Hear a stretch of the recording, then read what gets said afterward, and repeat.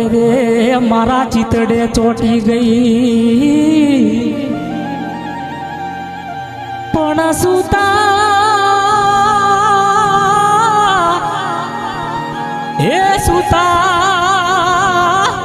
જગાડ્યા નાના બાળને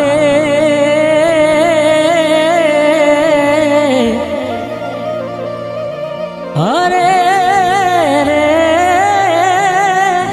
મારી નીંદર વેરણ થઈ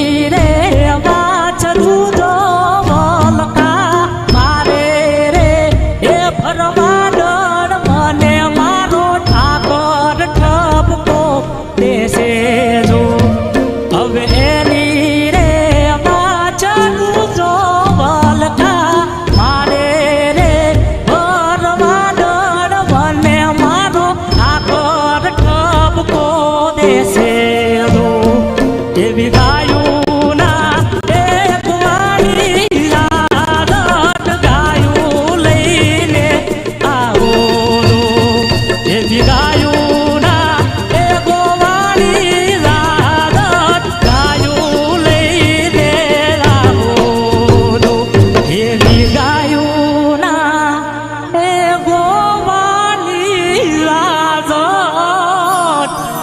ગાયું લઈને આવજો.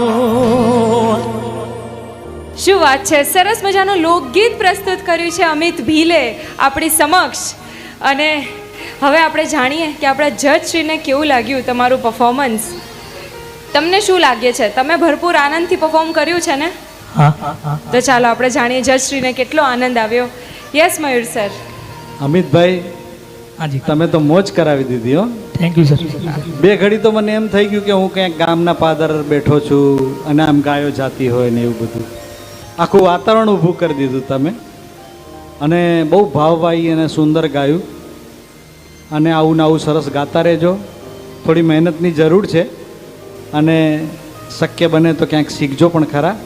તમે સારું ગાઓ છો, બહુ સુંદર ગાઓ છો. હા, મારી શુભેચ્છા છે. Thank you sir. Bhikhudan sir, આપને કેવું લાગ્યું પરફોર્મન્સ? બહુ બહુ સુંદર અમિત. Thank you sir. ગાયુંના ગોવાળિયા જટ ગાયું લઈને આવજો. એક અંતરામાં મને થોડુંક એવું લાગ્યું, ગાયુંના લીધે, દૂધાણુના લીધે ગોરહ ભરાતા હોય, આપણા માઠ ભરાતા હોય. ખ્યાલ આવ્યો? તો ભરવાડને એમ છે, ઘરવાળીને એમ છે કે જો ગાયું લઈને આવે તો હું દોઈ લઉં. પણ ભરવાડને એવું છે કે જો હું ગાયુંને ભૂખી લઈને આવું તો મને મારો ઠાકર ઠબકો આપે. કોનું લખેલું છે ખબર છે? હા, જયેશ બારોટનું લખેલું છે આ ગીત. અને ઉમેશે બહુ સુંદર રીતે ગાયું છે. જ્યારે ગૌધણની વાત કરીએ ત્યારે ગૌ હત્યા અત્યારે જે થાય છે એ ગૌ હત્યા ન થાય એ માટે આ બહુ સુંદર ગીત લખેલું છે. એટલે બહુ સુંદર આપે રજૂઆત કરી છે એની. ક્યાંક ક્યાંક સૂરમાં અને મને ખટક લાગી છે થોડી.